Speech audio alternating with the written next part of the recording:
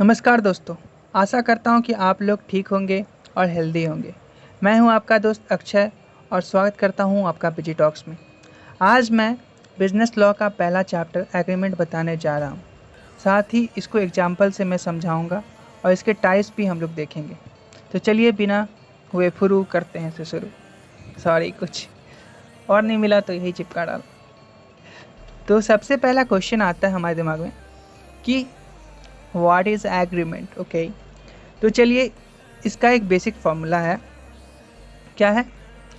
Offer plus acceptance is equals to agreement. जैसे मैंने laptop offer किया आपको, तो आपसे मैंने कुछ रोकड़ा मांगा, आपने एक्सेप्ट कर लिया। उतना रोकड़ा देने के लिए आपने एक्सेप्ट कर लिया, तो हम दोनों के बीच में क्या बन गया? एग्रीमेंट बन गया। नहीं समझे? तो चलिए समझाता हूँ अच्छे से।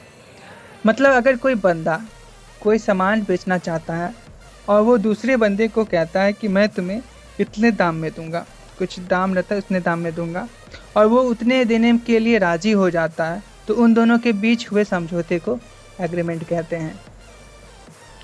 अभी भी नहीं समझे तो चलिए डेफिनेशन से समझते हैं। तो चलिए देखते हैं डेफिनेशन क्या है इसका। The Indian Contract Act 1872 under Section 2E defines an agreement as every promise and every set of promises forming the consideration for each other is an agreement। तो इंडियन कॉन्ट्रैक्ट एक्ट 1872 के अंतर्गत एक agreement उसे कहा जाएगा जिसमें किसी भी वादा या वादे को लेकर दोनों गुटों में आपसी सहमति हो। यह नहीं कि पहला कुछ और तो दूसरा कुछ और कह रहा हो, और ऐसा नहीं कि दोनों में कोई भी चीज़ इलीगल हो, यह भी नहीं चलेगा। तो मतलब दोनों में, मतलब वो ऑफ़र दिया, दूसरे मान लिया, तो यही हुआ, एग्रीमेंट ही हुआ, सेम चीज़ है। उसके बाद देखिए, a promise is essentially an offer or proposal made by a person or an entity towards another. The assent of other results in acceptance of the offer, thereby creating an agreement। एक promise एक offer होता है या एक proposal होता है जो एक व्यक्ति किसी दूसरे व्यक्ति के सामने रखता है, और जब दूसरा बंदा उस ऑफर को मान लेता है तब जाकर एग्रीमेंट का जन्म होता है। इसीलिए मैंने सबसे शुरू में कहा था कि offer plus acceptance equals to agreement.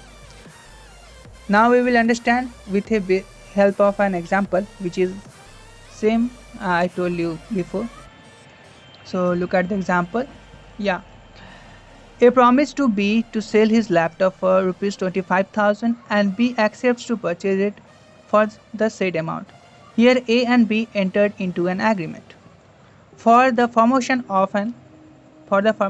of the agreement, there must be two or more persons or parties. There must be a proposal from one person or party and acceptance from the other person or party.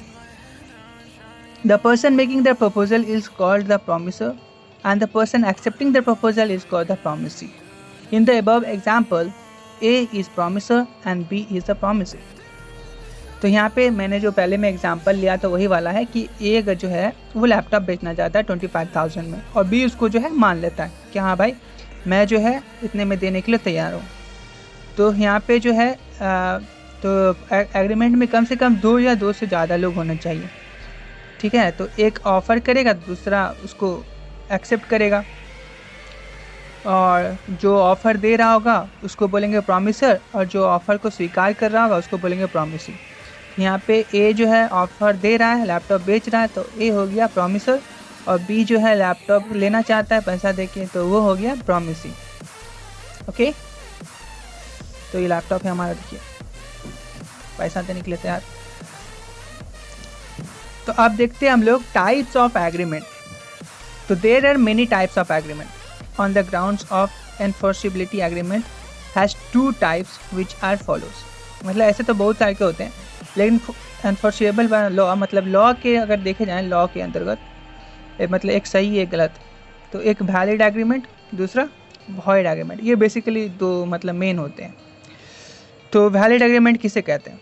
सबसे पहले valid agreement में आते हैं। तो what is a valid agreement? A valid agreement is said to be a valid agreement if it can be enforceable in the court of law.